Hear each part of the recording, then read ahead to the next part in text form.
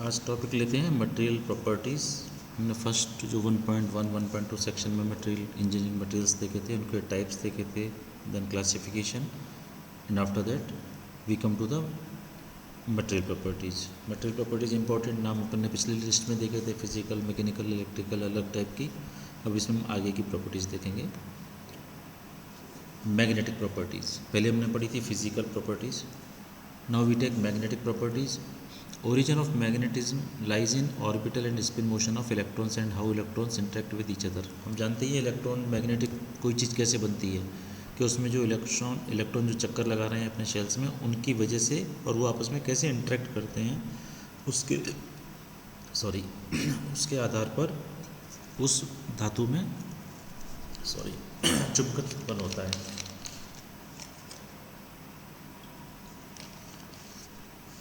Magnetic properties of material are those which determine ability of material for particular magnetic application, कि वो material किस magnetic application में काम लिया जाएगा। It is property of magnetic material which indicates that how easily magnetic flux is built up in the material। ये भी important होता है कि उस मटेरियल में मैग्नेटिक फ्लक्स कितना जल्दी बनता है। तो जैसे हमने पहले पढ़ा था कि हमें मटेरियल सिलेक्शन करना है, तो हमें ये सब चीज़ें देखनी पड़ेंगी कि उसमें फ्लक्स कितनी जल्दी बनता है, कितना रेजिस्टेंट, कितनी देर तक वो रहता है। It is determined by the ratio of magnetic flux density to magnetising force producing this magnetic flux density. Magnetic flux density को डिवाइड कर दें मैग्नेटाइजिंग फोर्स जो इस मैग्नेटिक फ्लक्स से पैदा होता है, तो ये मैग्नेटिक फ्लक्स डेंसिटी कहलाती है। ये एक्चुअली आपको डीप में नहीं जाना है, इसमें आपको केवल ये समझना है कि परमिएबिलिटी हमें चेक करना है। परमिएबिलिटी की डेफिनेशन क्या थी। Hysteresis, magnetic hysteresis is an important material by which it firstly becomes magnetized and then demagnetization process। Magnetic hysteresis is rising temperature at which given material ceases to be ferromagnetic और falling temperature at which becomes magnetic। अब देखिए hysteresis क्या चीज़ है। जैसे जैसे material को अपन magnetise करते जाते हैं तो पहले तो वो मैग्नेटाइज होता जाता है। अब एक कोई एक्स हाइट तक जाएगा, कोई वाई हाइट तक जाएगा उसका कर्व, फिर वो धीरे धीरे डिमैग्नेटाइज होता है अपने आप। तो ये जो कर्व बनता है, इस कर्व को हिस्टेरेसिस कर्व कहते हैं। ये कर्व टेम्परेचर बढ़ने के साथ साथ में चेंज होता जाएगा और मटेरियल को फेरोमैग्नेटिक जोन में ले जाएगा, और जैसे ही टेम्परेचर डाउन होगा वापस मैग्नेटिक जोन में ले आएगा। तो ये इसकी प्रॉपर्टी कहाँ काम आती है, जहाँ इलेक्ट्रॉनिक आइटम, जहाँ ऑटोमेटिक इलेक्ट्रॉनिक आइटम काम करते हैं। इसी तरह से कोर्सिव फोर्स, ये भी मैग्नेटिक की टर्म है। This force defined as magnetizing force which is essential to neutralize completely magnetism in an electromagnet after value of magnetizing force become 0। जब किसी चीज़ को मैग्नेटाइज करने के लिए हमने जो भी फोर्स या जो सोर्स इस्तेमाल किया उसको हमने हटा दिया, अब उसके बाद उसमें जो मैग्नेटिज्म बचा हुआ है उसको कम्प्लीटली हटाने के लिए, न्यूट्रलाइज करने के लिए जो फोर्स लगाना पड़ेगा वो कोर्सिव फोर्स कहलाएगा। एक तरह का सा नेगेटिव डायरेक्शन में कितना फोर्स लगाना पड़ेगा या कितनी पावर उसको देनी पड़ेगी। तो ये एक तरीके से मैग्नेटाइज करने में हम एक अलग डायरेक्शन में जाते हैं और डीमैग्नेटाइज करने में दूसरे डायरेक्शन में जाते हैं। तो जो ऑपोजिट डायरेक्शन में जाते हैं उसको हम कोर्सिव फोर्स कहते हैं। Then we come to next optical properties. Magnetic properties हो गया, now we see optical properties. Optical properties that define material response to incident radiation can be described as transmission, reflection and absorption। Optical property that defines material response to incident radiation can be described as transmission, reflection। जो तीन property हम देखते हैं पर जो परिवर्तन, परावर्तन and अपवर्तन एंड एब्जॉर्प्शन, जो अपन जो ब्लैक बॉडी में काम लेते हैं, सोखना। Every solid material emits thermal radiation. हर सॉलिड धातु या मटेरियल होती है वो कोई ना कोई रेडिएशन को एमिट करती है। देन मैकेनिकल प्रॉपर्टीज़, ये फिर अलग आ गई। Mechanical properties of material help us to measure how material behave under load.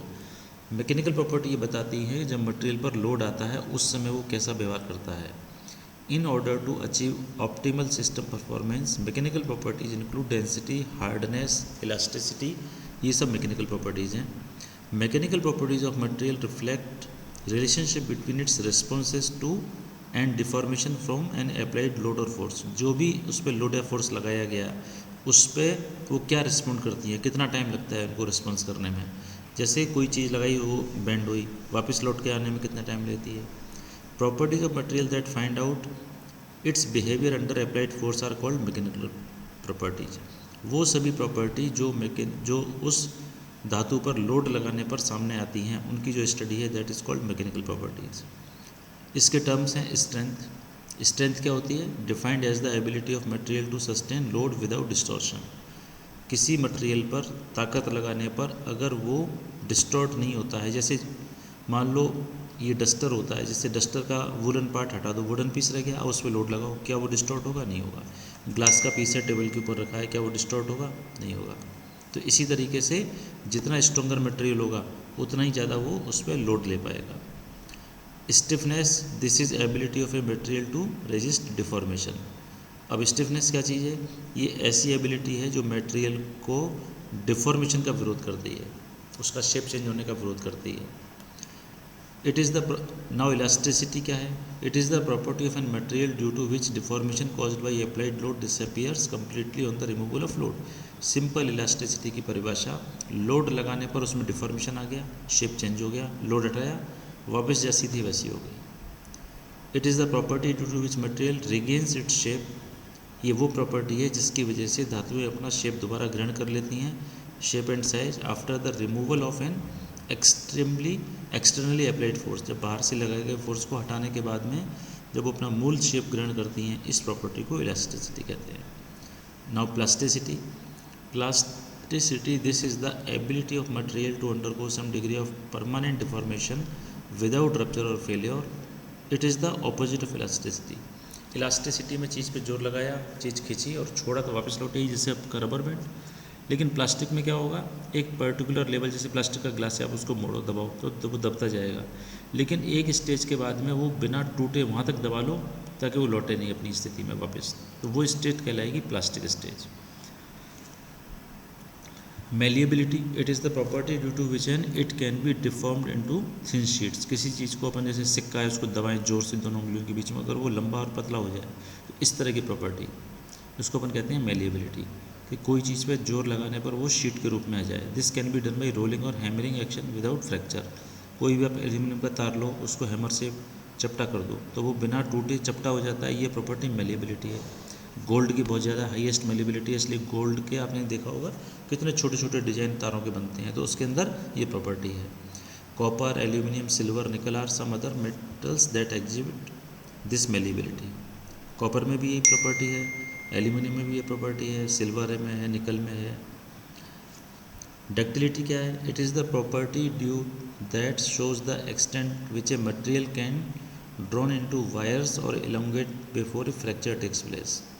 एक मटेरियल वायर में खींचा जा सकता है जब तक ये उससे टूटे उससे पहले, उसको अपन डक्टिलिटी कहते हैं, यानी किसी भी धातु को वायर में खींचे जाने की क्षमता डक्टिलिटी कहलाती है।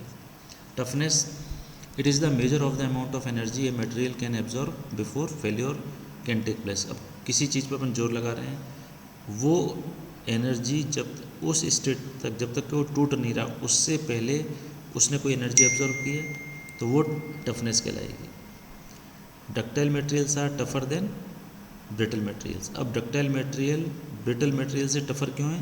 क्योंकि उनमें डक्टिलिटी है, वो थोड़ा सा मुड़ सकते हैं, तो जोर में एकदम टूटेंगे नहीं, वो काफ़ी स्टेज तक जोर ले सकते हैं। Weldability, it is the property of the material which indicates the ease with two similar और डिसिमिलर मेटल्स जॉइन टुगेदर।